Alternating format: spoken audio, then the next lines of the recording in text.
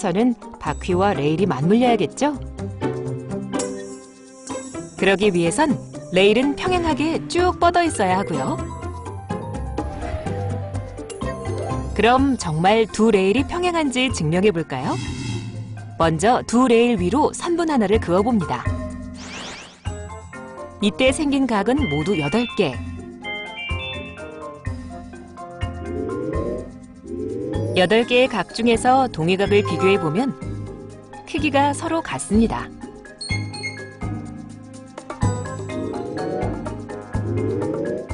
또 억각의 크기도 서로 같다는 걸 알 수 있고요.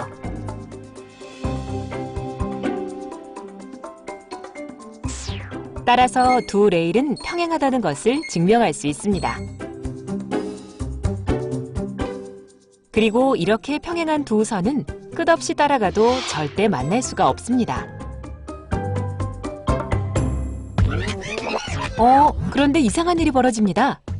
평행해야 할 두 선이 만나는 것처럼 보이네요. 분명 평행한 두 선은 만날 수가 없는데 왜 이런 현상이 일어나는 걸까요? 그건 바로 우리 눈의 착각으로 생긴 일입니다. 자, 이 그림을 한번 보세요. 가로선들이 평행하게 보이나요? 사선들을 지워보면 이제 선들이 평행하게 보이죠? 바로 평행선에 그어진 사선 때문에 평행선이 아닌 것처럼 보인 겁니다. 이것을 착시현상이라고 하는데요. 착시현상은 주변의 영향으로 어떤 물체가 시각적 착각으로 실제와 다르게 보이는 현상입니다. 평행한 레일이 만나는 것처럼 보이는 것도 바로 원근감에 의한 착시현상입니다. 우리 눈이 멀고 가까운 거리감에 의해 착각을 일으키게 되는 거죠.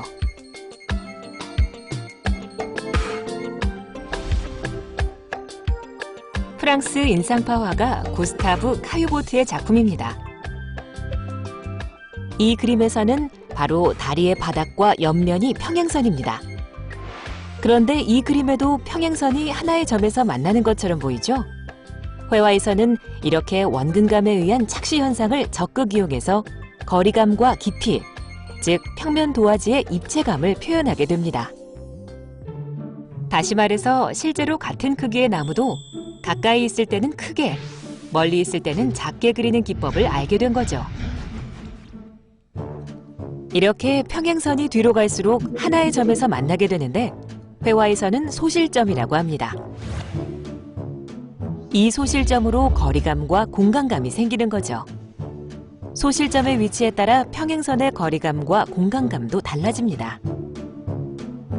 그런데 만약 이 그림에서 평행선을 사실 그대로 그려넣는다면 어떤 느낌일까요? 나무들의 원근감으로 평행한 것처럼 보이지 않지만 두 선은 평행합니다. 하지만 의도와는 전혀 다른 그림이 되었죠? 두 그림 중 어느 쪽에 평행선이 보이나요? 우리는 평행선이 뒤로 갈수록 만나는 것처럼 보인다는 것을 이미 알고 있습니다. 트리가트의 이 그림 역시 원근감에 의한 착시 현상을 이용한 것입니다. 사람이 절벽 위에 서 있는 듯한 느낌의 그림인데요. 깊은 골짜기를 평행선의 원근법을 이용해서 그렸습니다. 정말 깊어 보이죠? 실제로는 결코 만날 수 없지만 착시 때문에 만나는 것처럼 보이는 두 얼굴의 평행선. 여러분도 주변에서 직접 찾아 경험해 보세요.